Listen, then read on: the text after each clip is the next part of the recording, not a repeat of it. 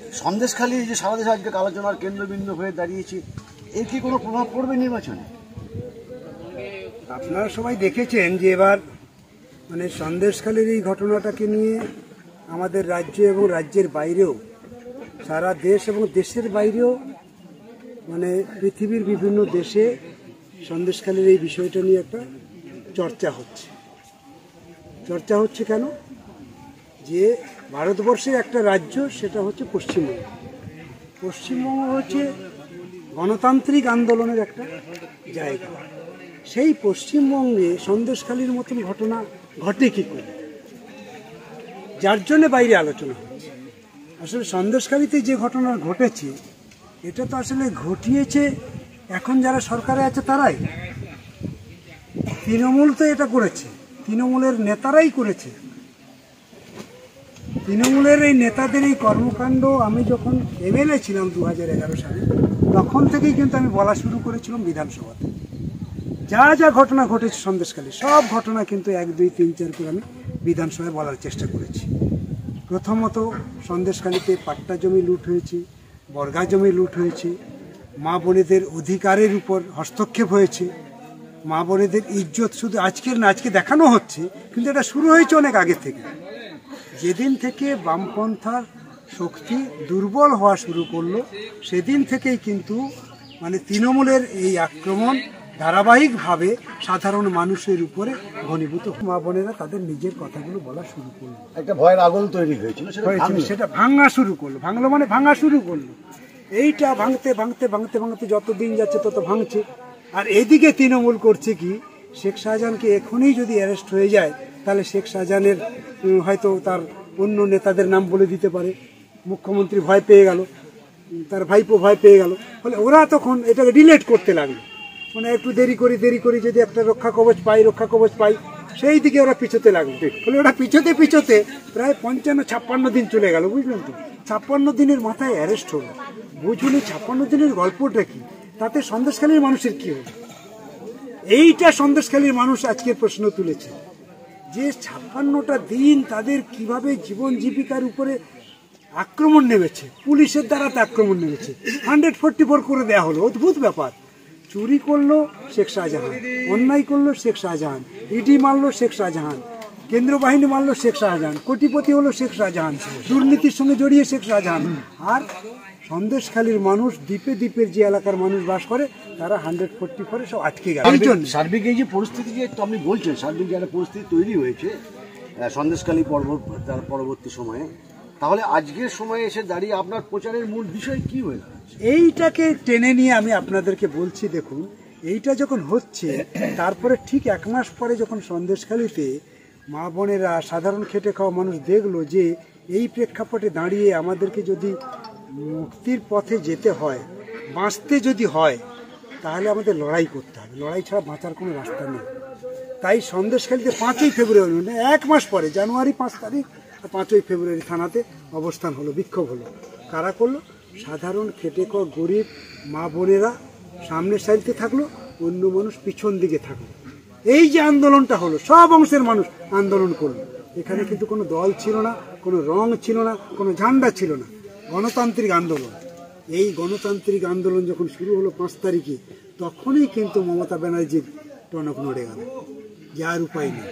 আমি এতদিন শাহজাহানকে গার্ড করছিলাম, কিন্তু ওখানে যা হচ্ছে, এই গণতান্ত্রিক আন্দোলন যদি হয়, তাহলে আমি ঠেকাতে পারবো না, এই আন্দোলন ভাঙতে হবে। তখন শুভেন্দুর সঙ্গে মমতা ব্যানার্জির একটা গোপন বোঝাপড়া হলো। মমতা ব্যানার্জি জানে শুভেন্দুই সন্দেশখালীকে ভালো করে চেনে, কারণ প্রথম পঞ্চায়েত নির্বাচনে শুভেন্দু ছিল সন্দেশখালীর দায়িত্বে। তখনও ঘোষণা করেছিল যে বিরোধী শূন্য দল যদি তৈরি করতে পারো, তাহলে 5 কোটি করে টাকা দেওয়া হবে।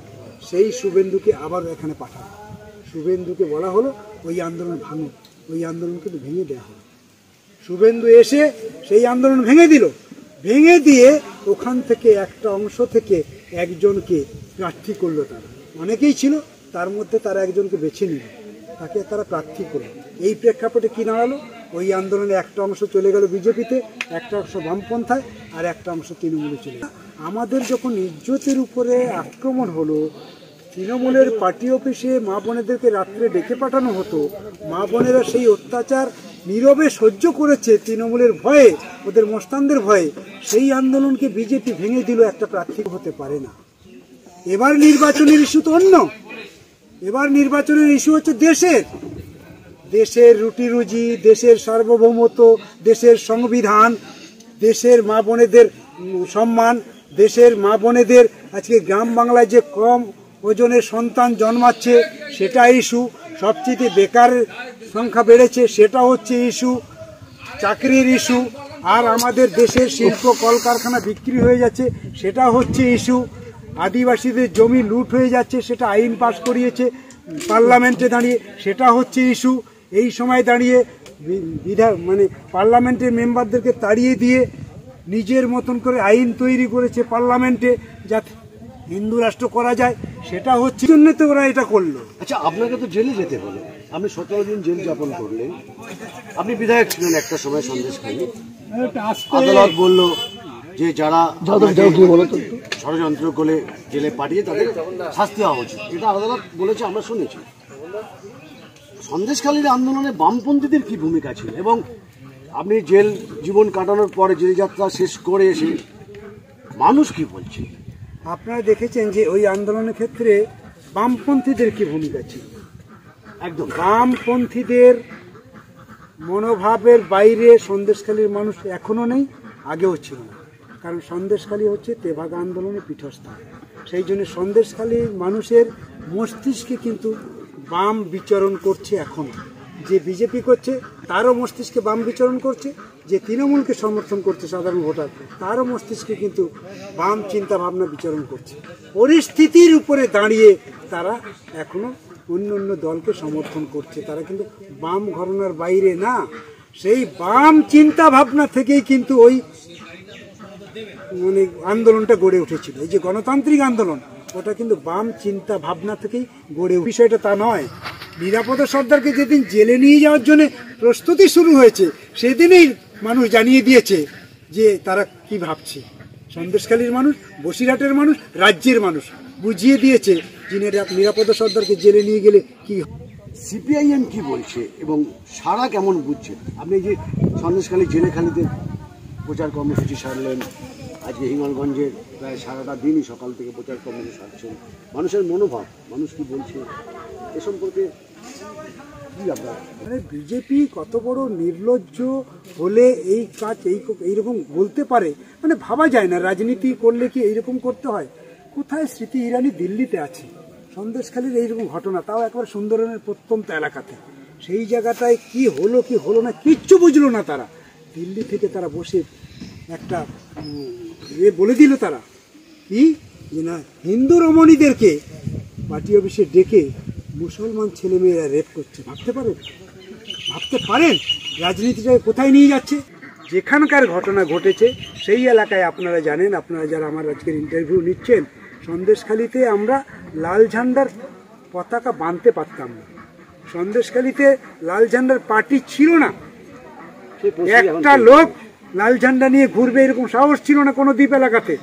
আজকের আপনি দেখবেন 13টা নদী, 9টা দ্বীপে, প্রত্যেকটা দ্বীপে লাল ঝান্ডা পথ করে উঠছে।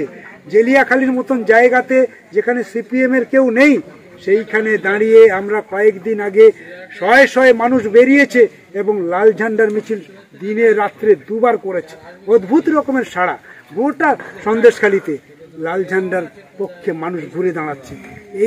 এই ভিডিওটিকে লাইক করুন, আপনার গুরুত্বপূর্ণ মতামত কমেন্টের মাধ্যমে আমাদের জানান এবং আমাদের চ্যানেলের ভিডিও সবার আগে দেখার জন্য ইউটিউবে গণশক্তিকে সাবস্ক্রাইব করুন, ফেসবুকে ফলো করুন এবং শেয়ার করুন আপনার পরিচিতদের মধ্যে। আমাদের চ্যানেলে আপলোড হওয়া ভিডিও নোটিফিকেশন পেতে বেল আইকনটি ক্লিক করতে ভুলবেন না।